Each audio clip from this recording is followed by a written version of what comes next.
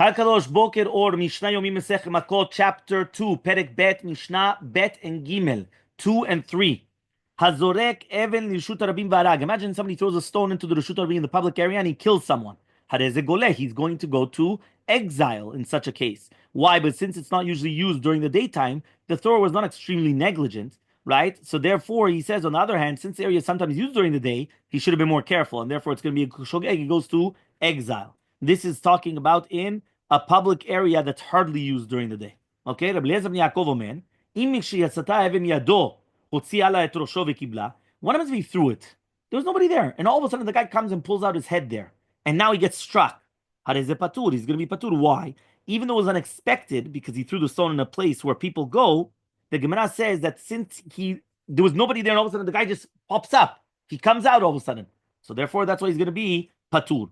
If he threw it into his own yard and killed, if the guy has permission to go into your yard, he goes to exile. And if not, then he doesn't go to exile. It's just like he goes into the forest. And just like the forest says the permission of everybody to go in, the damager and the damagee, they come to exclude balabait. That they don't have the permission to go in, which means that you need the permission to go in. And if you don't, you could say, "What are you doing in my property? I threw a thing in my property. How else am I going to expect somebody to be there?"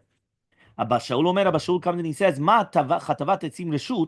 right? What does it mean that this was doing a voluntary act? You were doing a reshut. There was no mitzvah involved. Some you were cutting wood.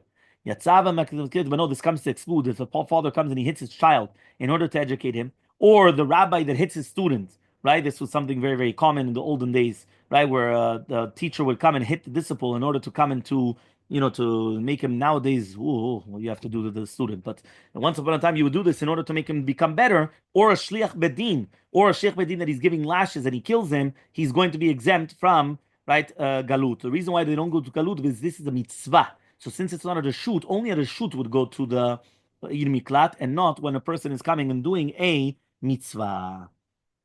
Okay, fine, right? As it says in the footnote, also the Tiferet Yisrael, the same applies with the teacher who teaches the Torah, right? Is the same thing. It's a mitzvah. It's needed to educate properly, and therefore, right, you're going to be exempt from galut at all. Mishnah Gimel, Ha'av goleh al yedei ben. A father goes into exile for killing the son b'shogeg, right? Again, other than what we mentioned before, that he was educating him, that he was hitting him for education. Ben goleh al yedei ha'av, and the father and the son will also go to galut for killing the father. Hakol golin al yedei Yisrael. Everybody, even a Canaanite slave, an Evet Kanani or a Kuti, they will go to killing a Jew b'shogeg. Yisrael golin al yedei, and also a Jew will go to exile for killing them as well, whether it's going to be an Evet Kanani or a Kuti. Chutz me'al yedei ger toshav. Exception is a ger toshav, which means a non-Jew who accepts upon himself not to worship avodah zarah. That's called a ger toshav. So if a ger toshav kills an ordinary Jew, he does not go to exile. The ger toshav and a goleh al yedei ger toshav, and a ger toshav will only go into exile by killing another ger toshav, but not for killing an ordinary Jew. Okay, in such a case. So he says, even though the ger toshav is not Jewish, the Gemara learns from the pasuk that the laws of exile only applies not only to Jews but also to anyone living among them, which is a ger toshav as well.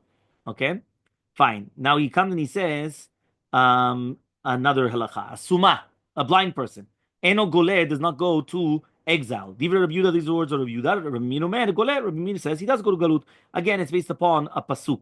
Okay, asone eno goleh. Somebody that hates somebody else also does not go to galut. Why? We assume that he probably did it negligent, and therefore it's not considered shogeg. Only shogeg goes to galut.